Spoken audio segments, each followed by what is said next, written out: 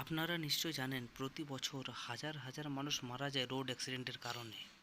এই রোড অ্যাক্সিডেন্টের মধ্যে গাড়ির টায়ার ফেটে গিয়ে দুর্ঘটনা, এরকম অ্যাক্সিডেন্ট কিন্তু প্রচুর হয় আমাদের দেশে।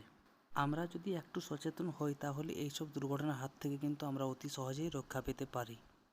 গাড়ির টায়ার ফেটে দুর্ঘটনার হাত থেকে রক্ষা পেতে আমাদের যেসব সাবধানতা অবলম্বন করতে হবে সেগুলো হলো, গাড়ির টায়ার কেনার সময় আমরা বিআইএস মার্ক দেখে তারপর টায়ার কিনবো। বিআইএস মার্ক ছাড়া আমরা গাড়ির টায়ার কোনো মতেই কিনবো না এবং ব্যবহার করব না। আপনারা এই যে স্ক্রিনে যে টায়ারটি দেখতে পাচ্ছেন, এখানে দেখতে পাচ্ছেন একটা টায়ারের মধ্যে একটা নাম্বার দেওয়া আছে। এই নাম্বারটা দেখে কিন্তু আমরা অনেকটাই সেফটির জন্য এই নাম্বারটি দেওয়া থাকে। কী জন্য? এটা হচ্ছে, দেখুন, এই যে টায়ারের যে নাম্বারটা দেওয়া আছে এখানে লাস্টে যে লেখা আছে ডাব্লিউ, এই ডাব্লিউ হচ্ছে স্পিড রেটিং, মানে আমরা টায়ারটি ম্যাক্সিমাম কত স্পিডে আমরা গাড়িটি চালাতে পারি। এখানে ডাব্লিউ ছাড়া আলাদা অ্যালফাবেটও থাকতে পারে। প্রতিটা অ্যালফাবেট মানে কত স্পিডে আমি ম্যাক্সিমাম সেই গাড়িটা চালাতে পারি তার প্রতীক।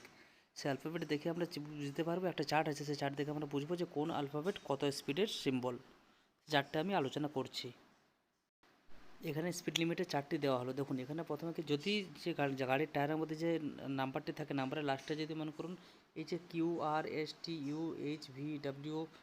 যেটা এইসব যে লেখা আছে নাম্বারগুলো থাকে, তাহলে কিউ মানে হচ্ছে আমি ম্যাক্সিমাম সেই গাড়িটি 160 কিলোমিটার পার আওয়ার স্পিডে চালাতে পারি। আর মানে হচ্ছে ম্যাক্সিমাম 170 কিলোমিটার পার আওয়ার স্পিডে চালাতে পারি।